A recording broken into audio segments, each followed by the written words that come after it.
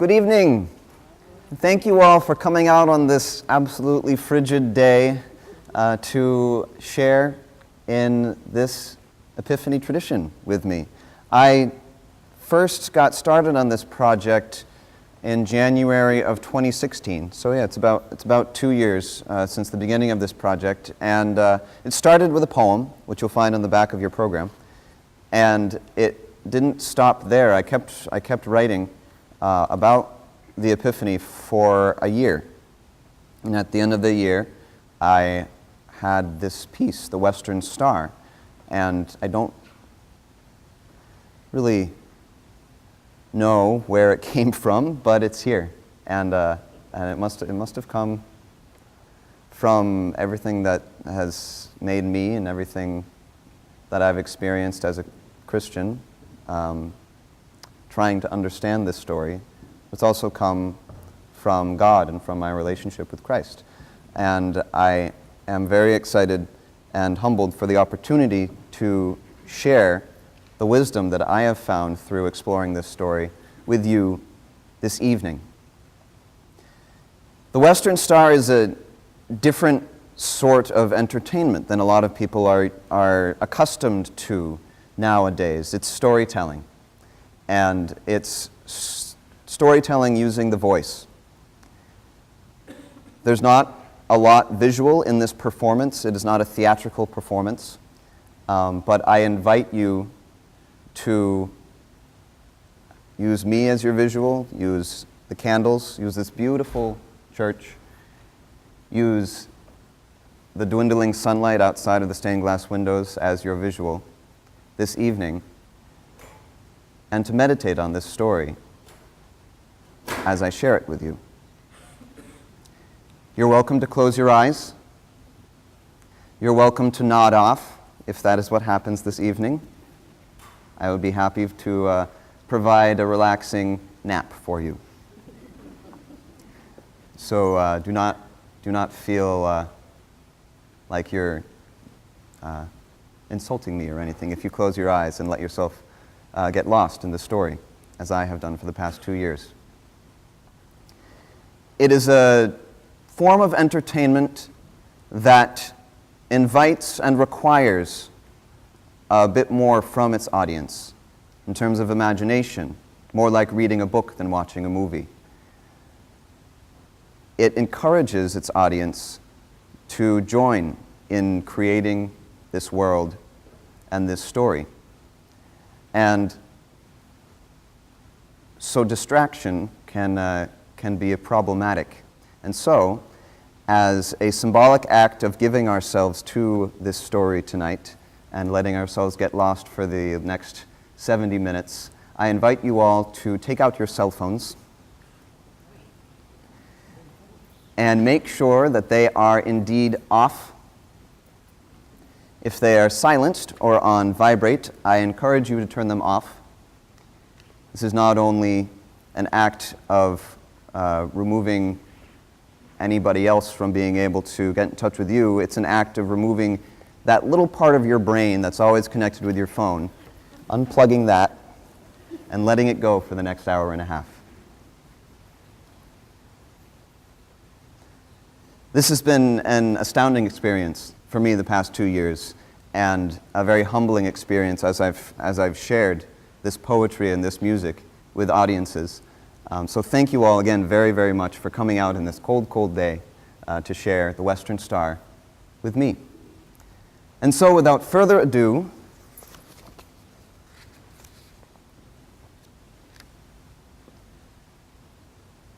we have something. Thank you. This is a special Western Star performance because it is part of St. Stephen's annual Epiphany celebration and part of the traditions that St. Stephen's offers for Epiphany. One of those traditions is we have 3 kings. And they have, for the past 12 days, been journeying around our parish from parishioner to parishioner, and some tea and coffee has been shared over their passing from parishioner to parishioner for the past 12 days. And at the end of their journey, they have made their way here to St. Stephen's Church. And here they are. And for the final leg of their journey, they will travel with us.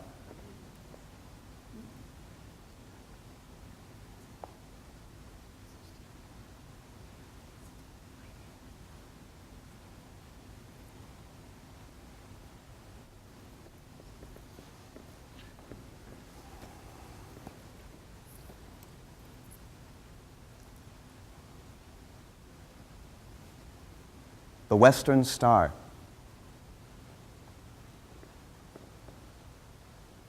Darkest December, all life quickly waning, still the last ember, its faint glow clings on. Black barren boughs sound their creaking complaining. Night owls reply with their sorrowful song. Meadows once flowering lie frozen in slumber, under a cruel, cold blanket of hoar. Winter has aged the land years without number. Wake will the youthful wild flowers no more.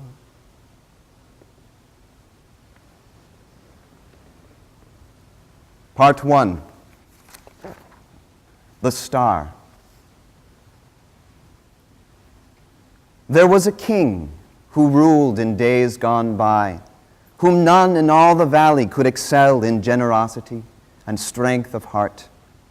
His kingdom stretched as far as he could see from east to west, and so again beyond the mountain peaks that hid his land from view, as far from west to east as told before, though all this vast expanse of land lay far beyond the faintest streaks of daybreak in our eastern sky. Cross hills and seas and mountains to a place we hear about from travelers or dream of in our beds and fail to grasp when light from that forgotten eastern land pricks open our sleeping eyes and scatters visions of the earth this wise king ruled. That monarch, in his kindness, with his people shared the wealth of wisdom gifted him by what mysterious power he knew not. And so the people came from far and near, across the mountains, or from there within the mighty walls of his fair city. Same for those who traveled months to seek his word, as those who stopped and waited at his gate while out to buy their bread or meet a friend. He was no miser with this fount of knowledge, nor did he scoff at simple-minded folk, but sought to guide them best as he knew how. And most days of the year did well and good and kept his promise to the land, that it might grow and prosper as had his wise self. But this tale brings us listeners to a time when all within the king was fierce unrest, and no despairing subject at his gate sought peace of mind from kind and generous words. For every soul within the city walls, and every soul without about the country, knew there would be no wise counsel from the king where one great matter was concerned. Every year the question would arise, and every year the people would look up to see their ruler in his lofty tower, furrowed lines of worry on his brow and agitation weighing down the corners of his mouth, and yet not see. For darkness barred their sight from all but faintest silhouettes and shadows of the monarch's lofty towers, casting gaping holes against the stars. Yes, every year the dark descended on the wise king's realm. The sun grew ever more reluctant to display its brilliant robes of molten gold, cascading down in rivers of joy and warmth and sweet life-giving breath. The scented west wind, light with honeybees, began to hide away and leave the stoops once carefully and lovingly swept clean, to shudder in the fearsome gusts and storms that ravaged ragged hillsides in the months when darkness took the land. And this poor king knew not what he could do, to stem the flood of fear through every heart among his people. And so the king would spend those darkened days consumed in worry, chilled with doubt. Perhaps this year would be the ever-dreaded year when finally the sun, the source, the flame, would fail to find the strength to change its course, and sinking ever lower in the sky would dip at last below that icy massive mountain at the farthest edge of sight and not return.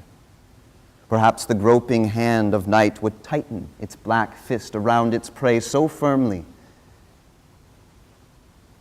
that snatched away would be the frozen tower, city, farmland, wilderness, the hills and streams and villages, and those who called the hamlets home, who warmed their hands by hearths that cut a tiny haven in the dark. The very mountains night would come to claim and leave behind abyss. Such horrors this wise king would dwell upon while waiting out the long, unwelcome nights. For when the tired sun sank in the west, the king's good heart would rap upon his chest to keep his vigil strong, until the east grew gray with the approaching dawn, and stars began to vanish like days, announcing not their exit to the world, but when attention wanders elsewhere, softly slipping off, so that their absence goes unmarked until all of a sudden whole years have been misplaced. But unlike years, the sad relief of daybreak was always short reprieve, tainted by knowing the stars would come again, and all too soon. And so, in time, the king had come to know the glittering city near above his head, as well as that dark city at his feet. Each cold light branded in his memory as vividly as each warm, living light among the hearths of his beloved people. The great celestial bear kept watch with him and grew to be a dear companion through the lonely nights. The hunter and the centaur, ever chasing after glowing game beyond the wise king's reach, paid him no heed, but hastened through the sky as still as stone on their eternal errand. In the north, the pole star held its ground as seasons fled, and from its burning spot the king knew well the distance to its brethren, every dot of winking, slowly turning white amid the vast black blanket of the winter sky. But better yet, he came acquainted with the eastern lights before the break of day. For on that far horizon would he train his gaze, as if by stern reproach in his cold eyes he might entice the day to rise more swiftly from its bed beyond the hills. But daybreak, being as the storied kettle, which watched, purses its lips and will not whistle. The monarch memorized instead the sky he did not wish to see, and traced the path of Venus, the morning star, so many nights it burned a trench into his troubled mind.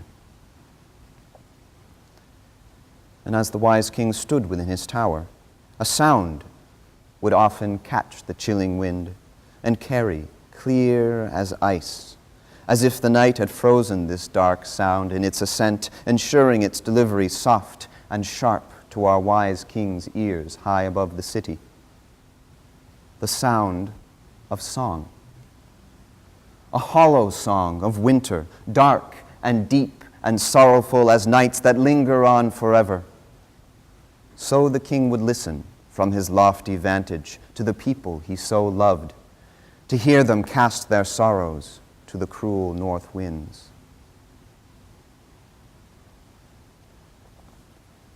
Hold the harvest of September, ration it through dark December, hungry, hungry to the last. Burn the candle, stoke the ember, tend the light for to remember days of plenty now long past. Gone the light, here the blight, endless night has come to stay. Listen to the chill winds blowing, heed the creaking, whistling, snowing. hold the killing cold at bay. Keep the hearthstone hot and glowing, keep the children safe from knowing life's glad time is gone away. Shut up tight, still the fright, endless night has come to stay. Gone the light, hear the blight, endless night has come to stay. Shut up tight, still the fright, endless night has come to stay. And so the aging year began to die. And each cold morn the sun grew later still, and each brisk noon more lethargy did show in its ascent cut short and early fall. And each lamented eve more heavy-lidded fell back beyond the wise king's earthly realm. And every night the monarch kept his vigil, as warmth fled with the last small drops of day, to strive in vain to be the strength his people needed him to be, to save the light. Until, that is, one frigid, glassy night, with all his bright companions beating down upon the crown of the unsleeping king, and those hung in the east casting pale beams upon his face, he felt a strange, new warmth upon his nape. Turning, the gentle heat passed softly over the folds of woven purple in his robe, and lightly flowed down through his kingly garment, tickling his shoulder, then his cheek. The wisps of curly beard upon his jaw, before steel gray in night, grew auburn with an inner luminescence, like the soft, inviting glow of burning embers. And turning fully round to face the source of this warm light, another in the tower, had there been another, would have seen the lantern glow burning behind his cheeks and sparked within his eyes, no longer lightless. "A star!" the wise man shouted. "Look, a star!" Forgetting the hour and his solitude, or else too overjoyed to heed the time, then, starting at the ghostly echo through the tower's highest chamber, shook with fright, and with a jolting hand silenced his lips. Nobody heard him. Still the land lay sleeping. The night's new guardian, beaming from the west, shone quite unnoticed by the city, lit now as it was with strange and wondrous light, watery and faint as a second moon, but kinder than the first, more full of promise, of life, of some strange thing the king knew not. And in the quiet of the night he stood, his frozen face turned up to meet the star, as overwhelmed with wonder as with fright, with joy as doubt, not comprehending all the silent beacon spoke in its radiant touch. And then, as clear as bells that mark the hour, that would not ring the day for hours yet, the king, in awe, could swear the star did speak, aloud, with voice as plain as the king's own, or yours, or mine. It sang into the night, or else it was the shadows speaking songs, as shadows sometimes do to day-worn souls in search of sleep before the dawn. But shadows, marked the king, speak soft and sinister. Their whispered invitations tugged the holes within our hearts and filled them with despair. This was no hissing phantom calling him, but rather clear and bright, a ringing voice with penetrating radiance as befit the warmth of that bright light hung in the west. One word it spoke, one word that lingered in the dust-flecked rays of midnight, crossing through the tower's highest chamber. "Come," it said, and that was all. "What do you mean?" the wise king cried. "O star, O jewel of my night vigil, speak again!" But though its heartening glow grew brighter still, the strange celestial beacon kept its silence. quiet as its kin and motionless upon the coal-black dome above the city, bearing down upon the roofs and towers, and yet eternally unreachable.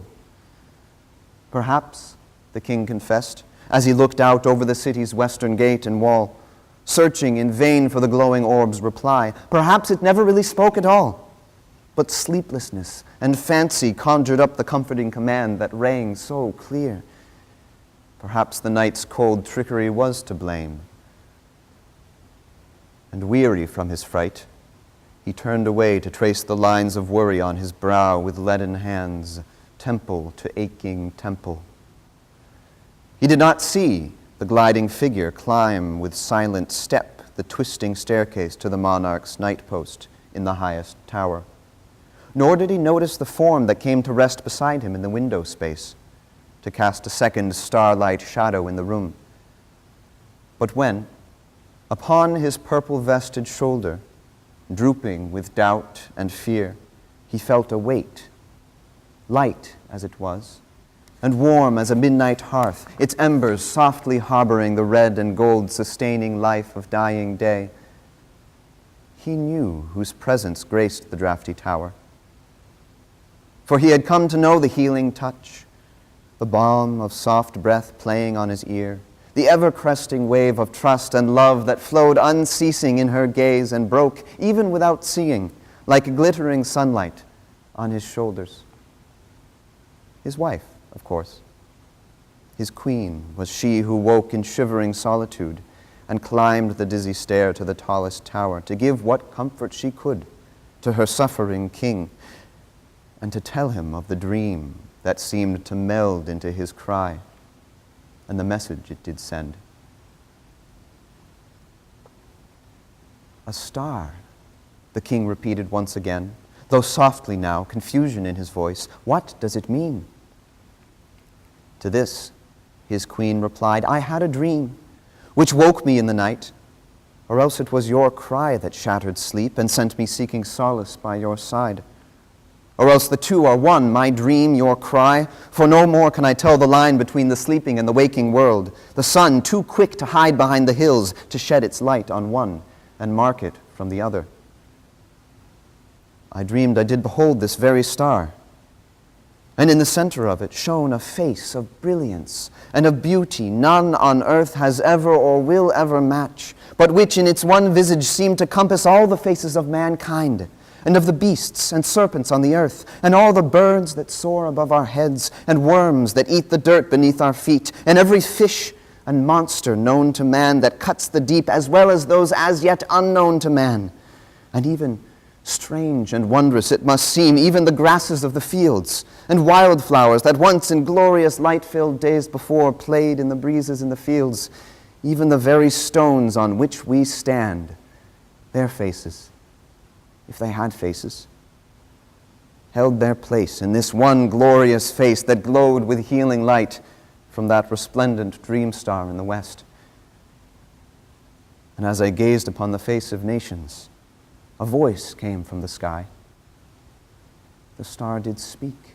It spoke, the king cried out at once. It spoke, but what it said I comprehend as easily as I do the presence of a newborn star in the eternal heavens. Just one word said that star out there to me. Just one word. Come. And silent it has grown since uttering its secret word as every other winking pinprick in the sky. What does it mean? Have patience yet, my lord, the queen did whisper to her king, and place a stilling finger on his lips, and heed what more I have to tell you what of my dream. It seems the star within my sleep was not the great celestial light we now behold, which bid you come, or else the self-same star revealed to each a separate message. For my great night messenger said no such thing. What did it say, my queen? Tonight is not a night for enigmatic silences and tales half told. There's mystery enough up in the heavens. Need we more on earth? I beg you, tell me plainly what it spoke. But though the king entreated her with such a passion as might rouse the forests from their wintry slumber, silent was his queen, for she knew what the night had shown to her, and still she puzzled over what it was, and how to mark in words the message sent to her. a message far too vast and deep to render in confining language. Still, she knew it was her duty then to try, and so at last she turned to her wise king. Never a word my star did speak. It sang. And thus it sang, as I imperfectly recall.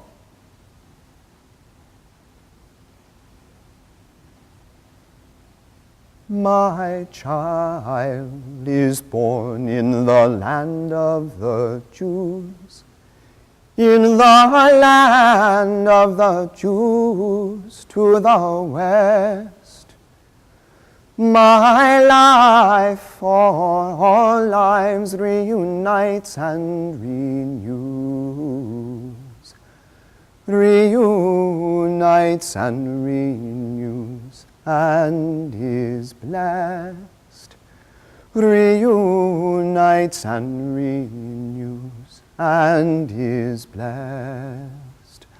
My child is awaiting for you and for yours, for you and for yours in the west. A king for all kings, and a teacher for all, and a teacher for all those who teach, a giver of gifts ever gentle, so small, ever gentle, so small, gives to each. Ever gentle, so small, gives to each. My child is awaiting for you and for yours, for you and for yours, for to teach. Rejoice in this child whom I send for to give, whom I send for to give and receive, to give all he loves and receive all you live, and receive all you live, and you live, and receive all you live, and you leave. My child is awaiting for you and for yours, for you and for yours to receive. Rejoice in this child, in the promise he brings, in the promise he brings in his love. The sweet breezes laugh and the morning dove sings, and the morning dove sings from above. And the morning dove sings from above. My child is awaiting for you and for yours, for you and for yours, for to love.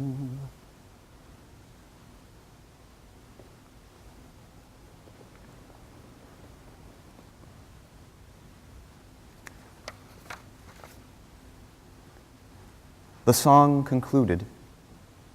The last reverberant strains of the Queen's enchanting music hung for a moment in the drafty corners of the tower, and then were gone. A silence settled on the two, the silence of the sky, bejeweled with watchful fires waiting on that wondrous, warming fire in the west.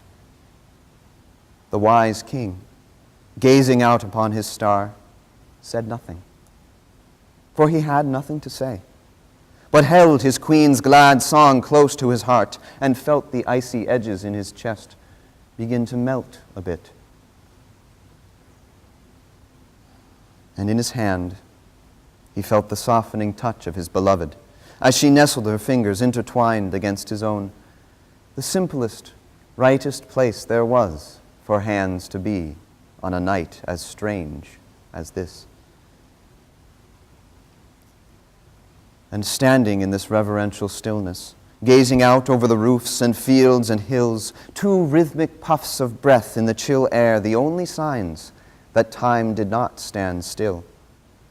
Both king and queen did come to know, as if they known it all along within their hearts, what must be done to save their freezing land, to coax the sun back to its place of glory in their sky. It was the queen who spoke, though neither needed words then to confirm what light from their glad star made known to them. "Go," she said, "and follow close this beacon, to this sacred land it speaks of in the west. Give witness to the miracle it brings, and bring this miracle home to your people. I will keep your watch till you return."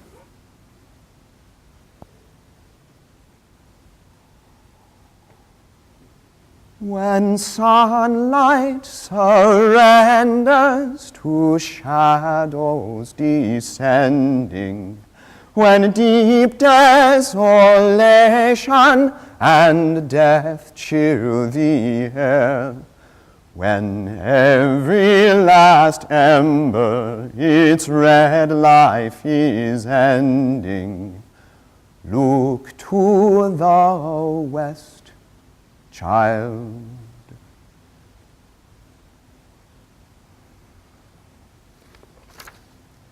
Part 2.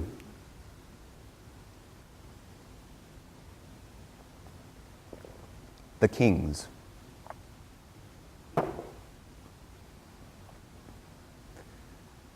And so it was that Balthazar the king set out in deep midwinter from his land, leaving it frozen, leaving his people lost, leaving his life behind to heed his star and seek the child king it heralded. He would have gathered all his royal guard, have decked them out in crimson and in gold, ordered the horses braided and shod with silver, and trunks of treasure lashed upon their backs. He would have journeyed forth from his dear land with drummers at his flanks and trumpeters to sound his regal coming to the valley. The people would have lined the city streets, the guard before his chariot pushing through the massive throngs poured out from homes and shop fronts to glimpse the spectacle of his caravan. Such was the way a king would travel, such the reveling his station warranted, but not to be for this strange errand, with its midnight calm, its softly glowing guide. So, in the stilling night, the king made ready one gray mule. One glance upon the mountains at the farthest edge of sight, black teeth bursting through the valley's frozen floor, was all the wise man needed to pass his steed of royal breeding, swifter than the moon and white as to vanish against the wintry world, but sure of footing only in the heat of battle or upon the cobbled streets in ceremony, never venturing up the hoary notch paths winding through the mountains. Upon his sturdy work mule, Balthazar lashed tight with ropes a chest of heavy oak, filled up with food and cloaks and barleycorn for her that bore the weight upon her back. And in one corner of the great old chest, he gently laid a box of rosewood made, with gold inlay, and velvet soft and black as starless midnight lining the inside, a soft bed for the incense laid therein. As fine a gift as any Balthazar could think to give a king of kings, perfume of heady frankincense to bathe the babe in heavenly aroma, marking him a gift. Wrapped carefully in finest silk and locked up with a tiny silver key, the rosewood nestled safely in the corner of the heavy oaken chest. And with a rough cast brass key, fogged with age, the king shut tight the chest upon the gray mule's back and hung the two keys close around his neck beneath his traveling cloak. And so the king stepped out into the night, into the streets cloaked tight in shadows. And bending back his head and looking up, he saw the highest tower, its gaping silhouette against the sky. And in the chamber window stood a figure, black against the chamber's deeper black, keeping vigil just as he had done, that no despairing woman, child, or man might look up to the tower for some small morsel of reassurance and be denied. And turning quick their backs against the sight, the mule and Balthazar began their journey to the mountains in the west and far beyond. For 3 long nights the white road led them on, white and crusted over with old snow, unmarred by travelers before, and scarred with marks of heavy boot and hoof behind. 3 lonely days the king laid out his camp, and waited for the cold sun's light to die, revealing in the dark his bright companion beckoning him on. The 3rd day died, and as night rose, the mountains overhead cast craggy shadows down on Balthazar, great demons speeding eastward over the fields of his sad land. The king looked up upon the winding way that led into the rock, and nighttime swallowing the road behind, he led his gray mule up the treacherous slope. No more could he go on in straight pursuit of his beloved star, for mountain peaks would often hide its light from view, or else his path would twist and writhe among ravines and cliffs and boulders vast and perilous, taking him off course and on again. And as his patient mule and he did climb, the wind blew, whistling warnings in the crags, and stars began to vanish in the north. But still the king pressed on and met the wind with a defiant song, the sound of his own voice among the rocks a reassurance. Blow, you winds, you winter wellings, shake me, quake me, test my failings. You'll not find me wanting courage. You'll find steel runs through my veins. Shriek your piercing wails around me. Your sharp cries will not astound me. You'll not find me wanting courage, not for all your frighting pains. Warlike, great battalions of steely clouds filled up the sky and blotted out the moon, the bear, the centaur, and the city lights that till then had kept company with the king. But as the murmured threats among the mountains grew to fierce war cries ripping through the sky, the western star's warm glow shone faintly still. And so the king drew close his cloak and pulled a second woolen wrap about his shoulders and one for his gray mule, and carried on, straining his voice above the whipping wind. Snow, until the night sky blanches, shower me with avalanches. You'll not find me wanting courage, not though all your powers you bend. And as he sang, great stinging balls of ice began to rattle through the mountain crags, and snow, like woolen curtains, filled the sky, and soon filled up the steep ravine, the king's dark path, with knee-deep white, heavy, and wet, and thickening by the minute. And through the blizzard slapping at his face, the king stretched out his hand, seeking the reassurance of his mule's gray mane, but finding only sharp pinpricks of ice, his arm completely lost in white. But still, though nothing else could penetrate the blinding world of snow surrounding him, the star shone faintly, pointing him the way. So Balthazar pressed on, and digging through the drifts of snow, he raised his voice. For oh, unite your fires to me, shoot your piercing arrows through me. You'll not find me wanting courage, even at the wide world's end. A crash of thunder smote the night and cut brave Balthazar's song short. In one instant the sky lit up a deep blood red. The swirling snow was fire. Then all was dark.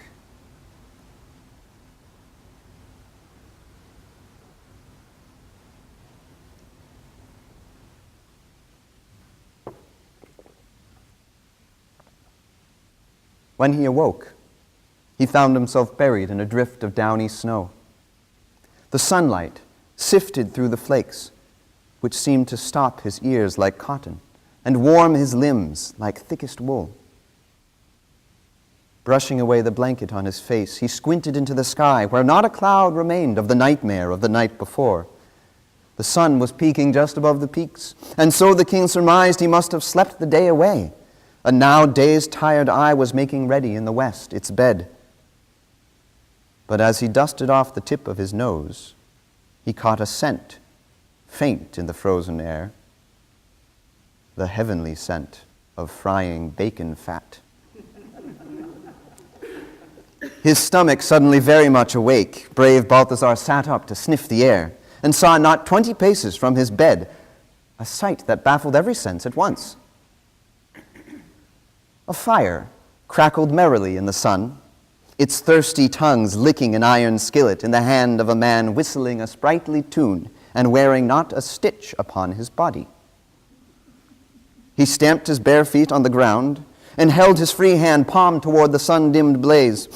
And when the strips of bacon needed turning, in one sinewy twist, the man would leap from off the stump that served him as a stool, flick the sizzling meat high in the air, spin around to give his chalk-white backside a moment to redden in the warming glow, slap all 4 cheeks to soften up the flesh, and jump around again in time to catch his meat and never lose one drop of fat nor stumble on his whistling melody.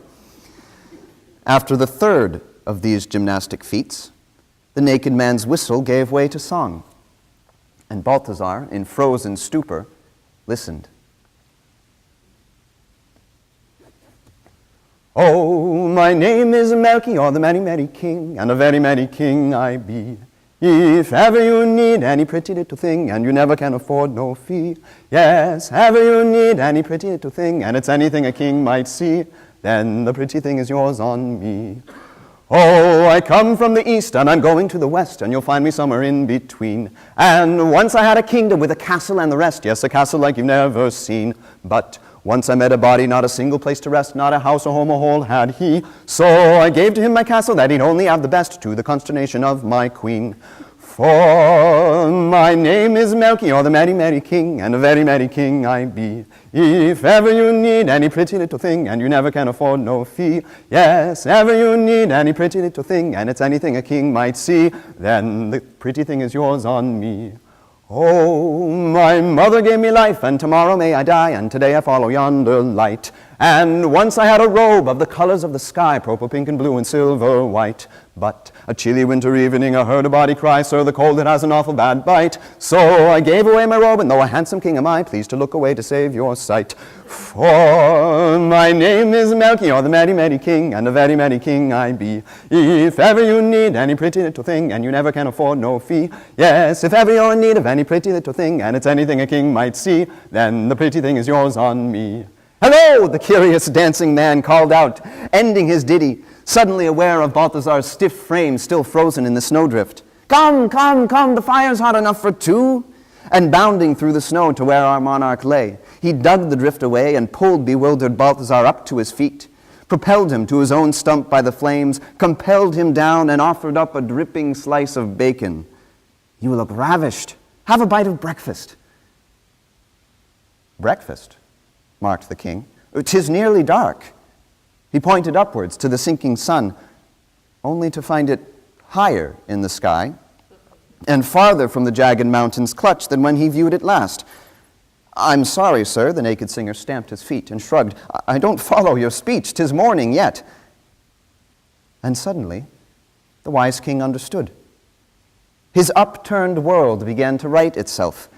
It was the eastern sky that held the sun above the peaks that now rose in the east, not in the west. It must have somehow been that in the night, amidst the wind and snow, the king had crossed the zenith of the pass and settled safely on the other side. His journey through the mountains was complete. Please, have a bite to eat, the man insisted, brandishing once more the sizzling pan. I thank you, said the king, but I am not in need of any aid and won't deprive you of your meal. I've plenty of my own, and if, as it would seem, this is the last of your travelers' rations, I would gladly share my ample store with you, and clothe you, too. He felt beneath his cloak for the brass key and turned to find his faithful mule, except she was not there. A panic fastened tight around his throat.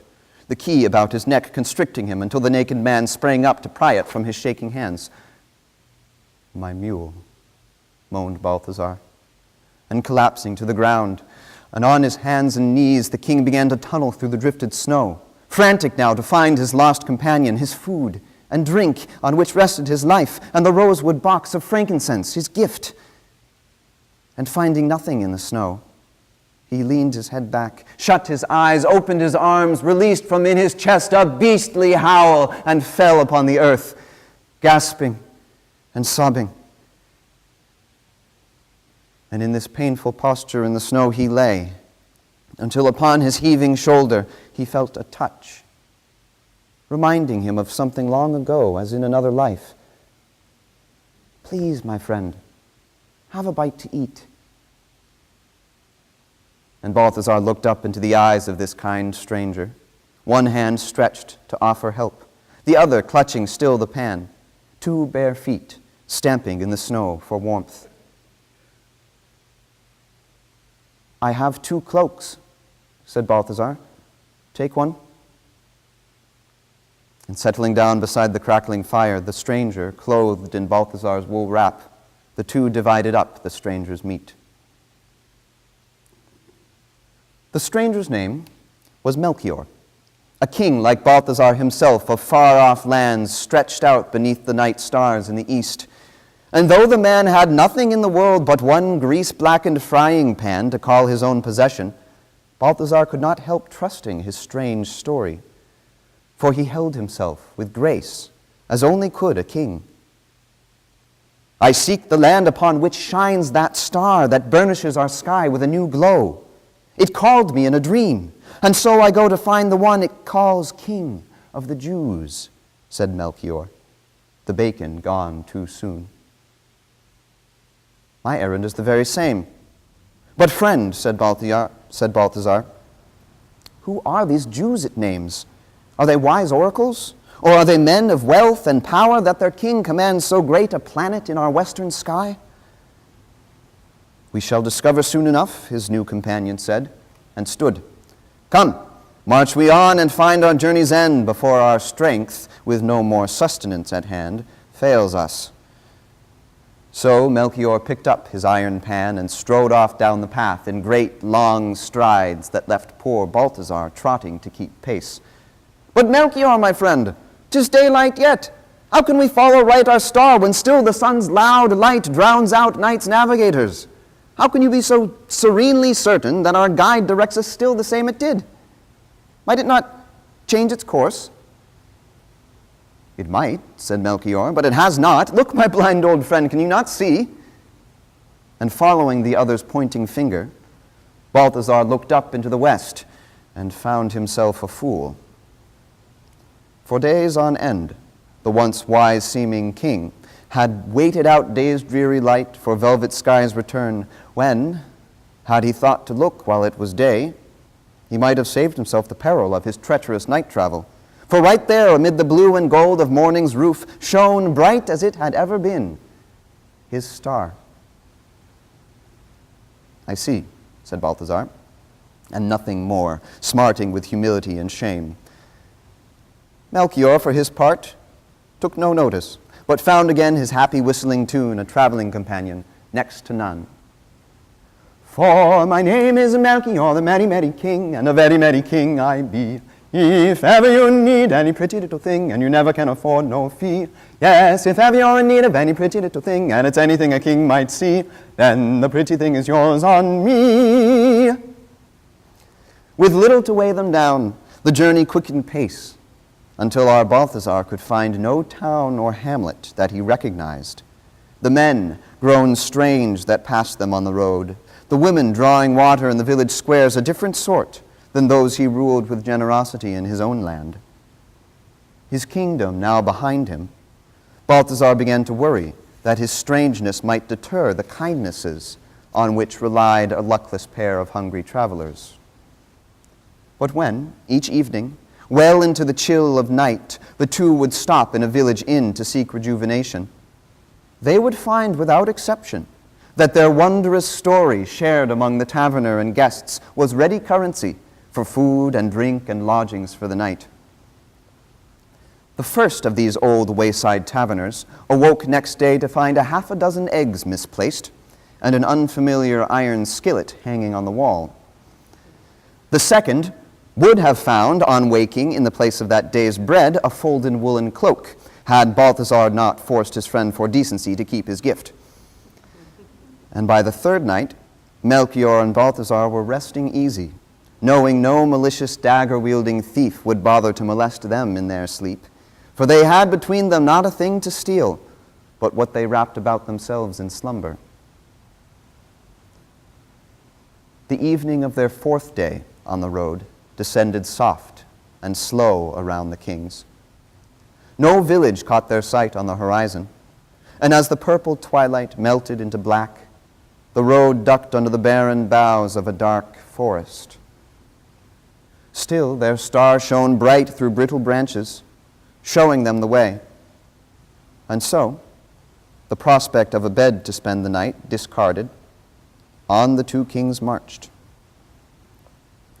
The moon, a silver sliver in the sky, rose up to join their guiding star, and then fell back behind the trees. The snow upon the forest floor engulfed the lonely sounds of owls' calls and whistles in the branches, and Melchior, in reverence to the night perhaps, his jovial humming silenced too. To Balthazar it seemed an endless age the 2 companions shuffled through the snow, until above the trees, lit by their star, our monarch spied a silvery whisper of smoke rising in the sky. And round the bend, half hidden in the trees and gloom, a cabin, small and wooden, stopped their journey. Watching the smoke billow above the hut, both kings became all of a sudden aware how frozen stiff their fingers were and toes, and how their stomachs gurgled underneath their cloaks. So Melchior and Balthazar trudged through snowdrifts on the unswept path and knocked politely on the rough wood door. A moment passed, and nothing stirred within the house, so Melchior knocked louder, rather rudely, Balthazar thought to himself, but he conceded with effect as, creaking, the door swung wide, revealing a dim-lit room, plain and tidy, with a crackling fire glowing on the hearth, and partly blocked by the old man, seemingly made of beard, squinting up at them from in the doorway. 2 kings, the old man murmured to himself, more than to the travelers at his door. I must be the 3rd. Come in, come in. Kicking their boots against the well-worn threshold, Melchior and Balthazar ducked into the hut's one room. The flickering firelight illuminated one small, rough wood table, and at the table, one small, straight-backed chair.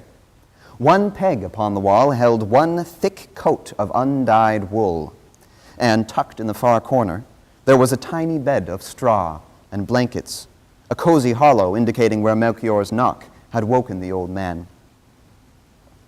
His inventory of the room complete, brave Balthazar unwrapped his regal cloak and bent to loose his boots, when suddenly his host shot out a wizened hand to grasp the 2 keys dangling in front of him on the chain about his neck. The old man pulled the keys close to his face. The spluttering king dragged violently along behind the chain. I have something to show you. Come with me. And pulling Balthazar back out the door, he led the 2 kings back behind the hut to a 3-walled woodshed buried in the snow. Peering through the darkness, Balthazar let out a joyful shout, for there, beside the piled wood, blinking away her sleep, lay his gray mule. The old man pointed to the shed's far corner, where, shrouded in shadow, the fogged brass lock of Balthazar's great chest glinted, waiting for its key. Back in the hut, the 3 men gathered round the great old chest as Balthazar turned the key and pulled the creaking lid. It all was there, the rations, clothes, the barley for his mule. Without a word, the wizened man looked up at Balthazar and pointed to the smaller silver key around his neck. The king reached under cloaks to find the rosewood box. And having pulled it out and found it sound, he opened it up and filled the cabin with the heady, sacred scent of frankincense. "My gift," he said, "for him that sent the star." "I have no gift," moaned Melchior, "save my own self.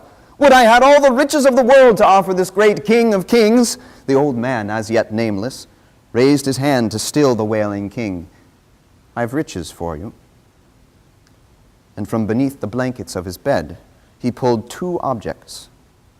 One, a heavy bar of gold, with all the brilliance of the sun encased in its warm glow, he offered to the giftless king, who took it, wordlessly, enraptured by the beauty of the thing.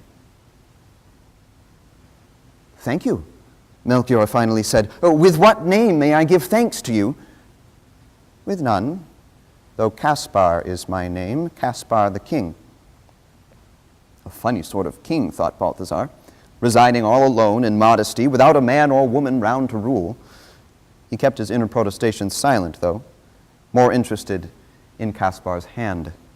For from it came a scent of bitterness like no incense that he had ever known. "My gift," the old man said, "fit for a king." And when old Caspar opened up his fingers, Balthasar at once knew what it was. The shiny ball of resin, reeking sadness, was a substance he had read about in books, an element of greater worth than gold. Myrrh it was, its oil for embalming. Here our king could hold his tongue no longer. "Surely you do not mean then to present our newborn royal lord with bitter myrrh? A gift fit for a dead king, yes, but not for one newborn with a full blessed life of regal rulings, noble deeds ahead. Mean you to give offense, insinuate that this exalted lord must buried be?" "No," the old man said, "and yes. To bed, rest well, for we must travel in the morn." With that, the three kings settled for the night, the two guests curled up under heavy cloaks beside the embers glowing on the hearth. Final faint embers, north wind fiercely blowing, flickering fade as the fast-flying day. City of stars in the endless night glowing, lost in the snowing, the wind ripping fray.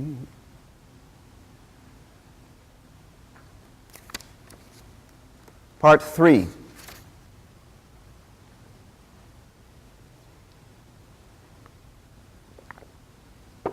The child.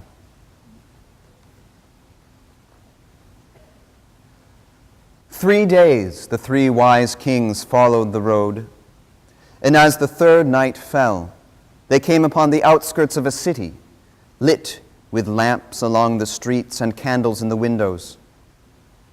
The silence in the freezing air reminded Balthasar of his own city, far behind, a silence filled with chill despair. The few lone figures that the kings did meet upon the streets kept their meek heads bowed down, avoiding any eyes, as though a look in the wrong direction might cost one one's life. A woman, ill-protected from the cold, in a plain, threadbare smock, and carrying a basket of root vegetables, averted her dark eyes as she passed by, but stopped, aghast, when Melchior addressed her. "Friend," he said, "is this the city of the Jews?" "No, my lord," the woman countered quickly. "There is no city of the Jews, no land we call our own." "Then where," said Melchior, "resides the one they call King of the Jews?" "You ask too much. There is no king save Herod." With that, the woman turned her hollow gaze back to the ground and swiftly went her way. The three kings wandered deeper into the dark labyrinth of the city, great stone towers blocking out the bright sky's constellations, and dirty lamplight spilling into the night, A frozen layer of decay smothered the streets, marking once majestic stones with blackening soot and bleeding iron stains. As through the maze of alleyways they tramped, filthy snow and slush fouling their boots, Balthazar became slowly aware from out the corner of his eye of a large man following their every twist and turn along the streets and keeping to the shadows. He stepped into the lamplight, though, when Caspar unexpectedly called out, "Hello, sir," breaking the illusion of his stealth. The large, unpleasant man strode up to them, as if to do the trio mortal harm. But Caspar stopped him with a bold command, "We seek King Herod. Kindly show the way." Without the merest sound or affirmation, the thick man turned aside and silently made his way along a dismal side street, the three wise kings following behind. Their guiding star forgotten, Balthazar and Melchior and Caspar let themselves be led into the city's beating heart and to the glistening palace of King Herod.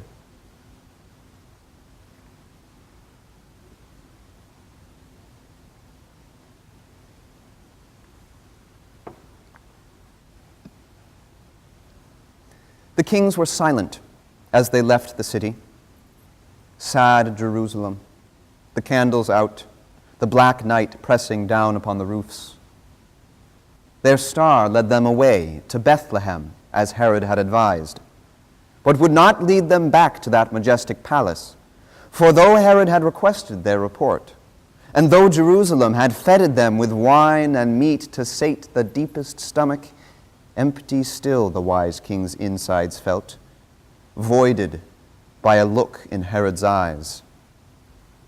And so they quickly quit the city's gates, resolving silently to journey home a different way. Another restless night the wise men passed, Balthazar's gray mule a tireless companion, as the sky grew gray with dawn, the night stars winking out.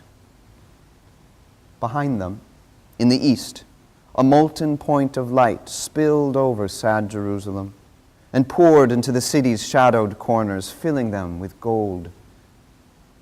The kings marched on and did not turn their backs upon their star to view this glory, reveling instead in their bright guide, reflecting morning's bliss. The road stretched out forever in the morning, giving Balthazar plenty of time and space for thought. The meanderings of his mind returned to that strange gift old Caspar meant to give in honor of the newborn King of Kings. The gift of death. It made no sense to him, and so he opened wide his mouth to protest once again his friend's peculiar choice. But ere he had a chance to say a word, old Caspar, eyes aglint, slipped into song.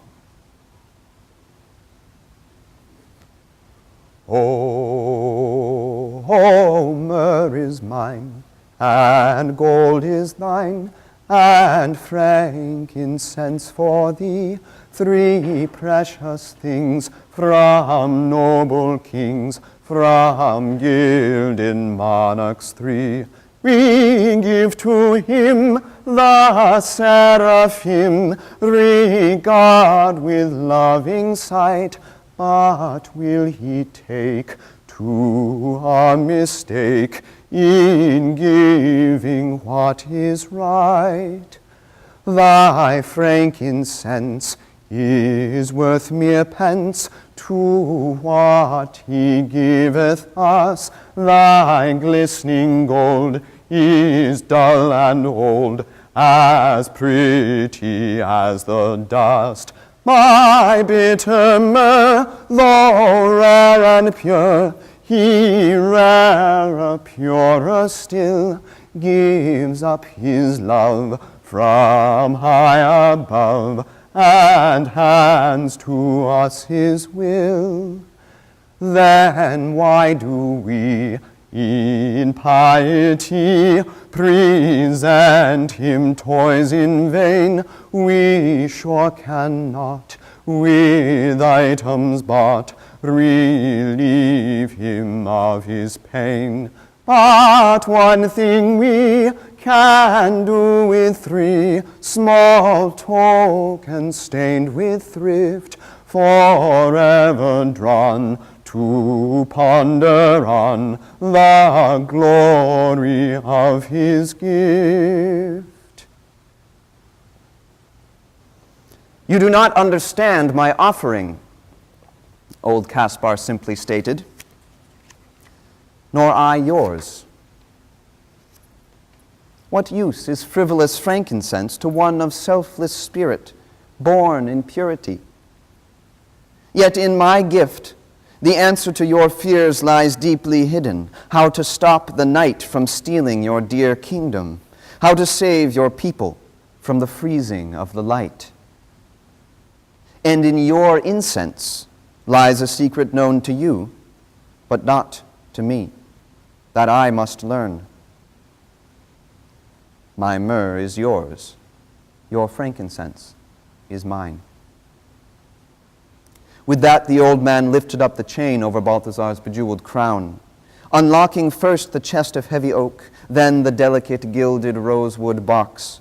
He took the tears of incense resin from their velvet resting place, and placed instead the bitter ball of myrrh, and locked it tight. The old man stared hard, deep into the eyes of Balthazar, and turned back to the star. Not far now, the old man, pointing, said, and Balthazar could see their guiding light skimming the tops of trees on a distant hill, much lower in the sky than once it was, and brighter, larger, closer than before, as if it rested not upon the ether, but within the reach of mortal hands. As night's black blanket once again settled on the world, the strange star lighted exactly like a dove upon the roof of an old barn behind the inn that marked a stranger's welcome to the humble town of Bethlehem. The inn was busy, voices through the windows spilling gaily, mixed with candle glow and spirits, but the kings, sensing their journey's end, paid them no heed. Diverging from the path up to the tavern, they followed footprints in the dusty snow that led them to the stable's door, ajar and spilling out its own enchanting light, a golden bar upon the snowy ground. And from within the barn, they heard a voice that made them stop and listen at the door, afraid they might disturb the velvet song that carried through the winter air like warmth.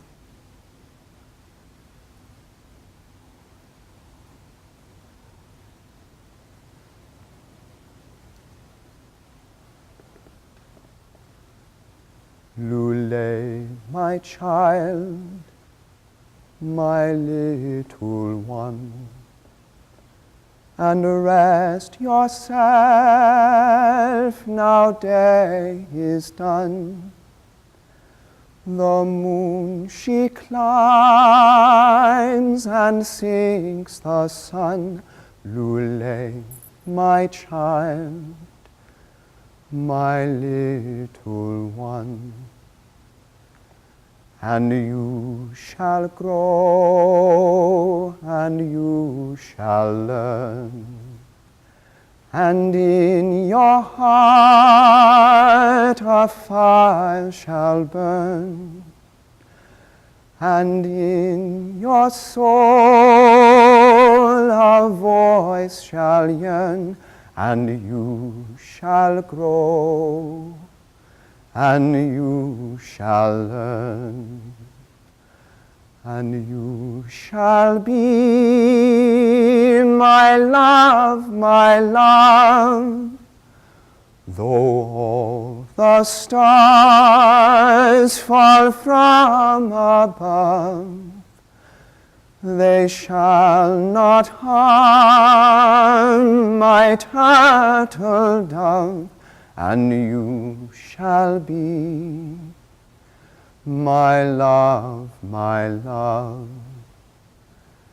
And you shall meet your Father true, and all the deeds of good you'll do. He'll show the way prepared for you, and you shall meet your Father true.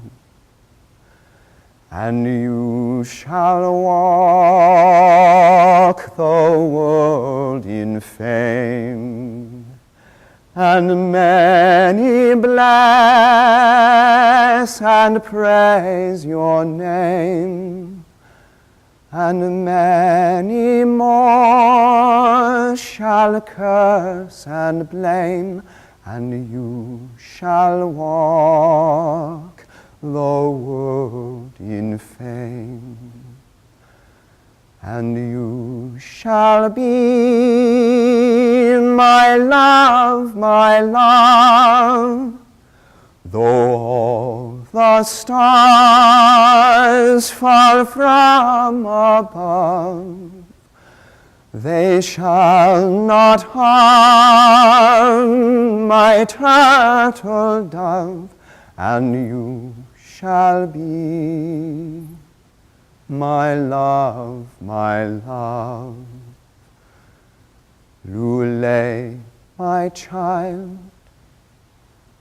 my little one, and rest yourself, now day is done. The moon she climbs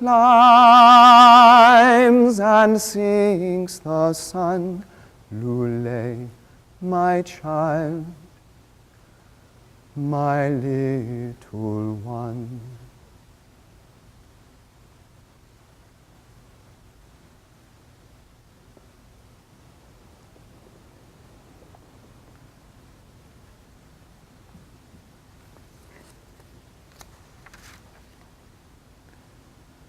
The stable door swung wide on silent hinges,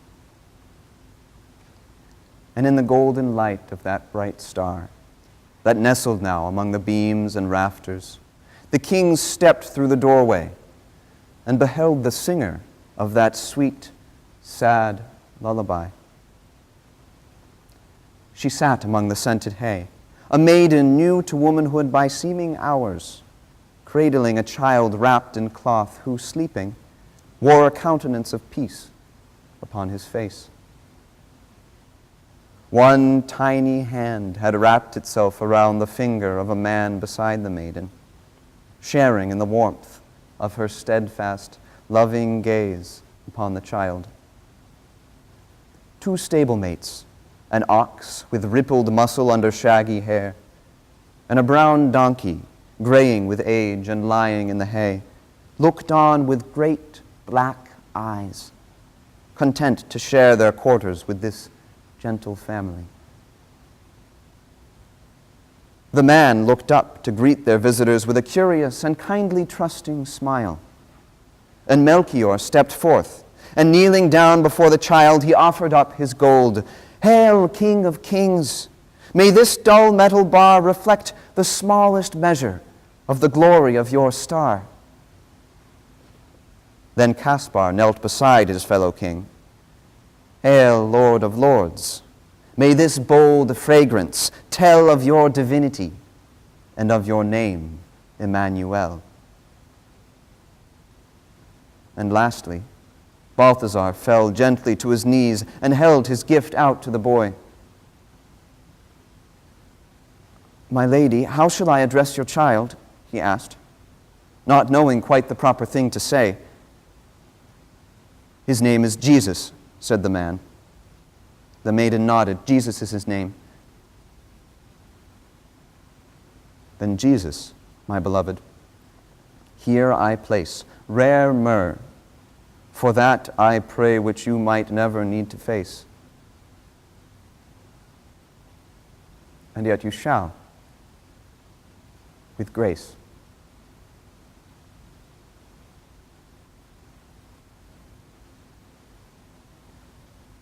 He did not know from whence the words had come,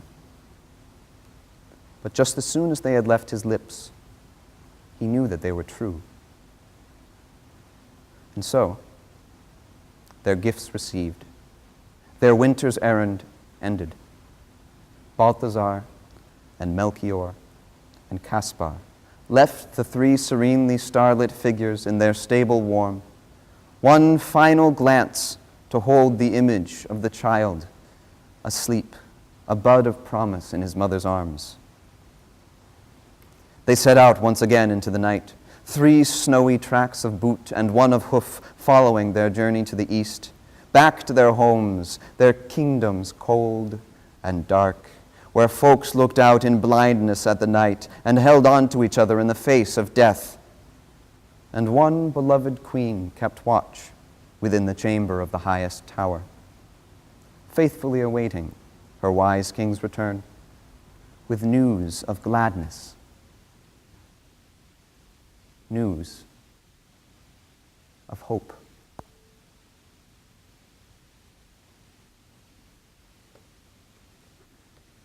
Darkest December, all life quickly waning, still the last ember, its faint glow clings on. Black barren boughs sound their creaking complaining. Night owls reply with their sorrowful song. When sunlight surrenders to shadows descending, when deep desolation and death chill the air, when every last ember its red life is ending, look to the west, child. I will be there.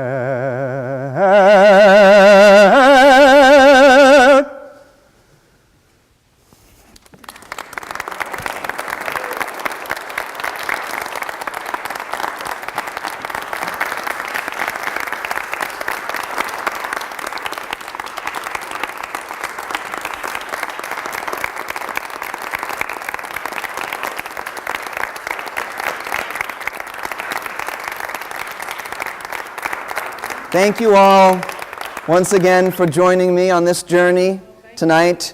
Thanks for leaving your warm homes to come here and join me in bringing the kings. I need 2 helpers. Bringing the kings back to their final destination, the creche over here in the corner. One last leg of the journey. Thanks, Jack. Anybody? That was great. And thank you all again very much for joining me.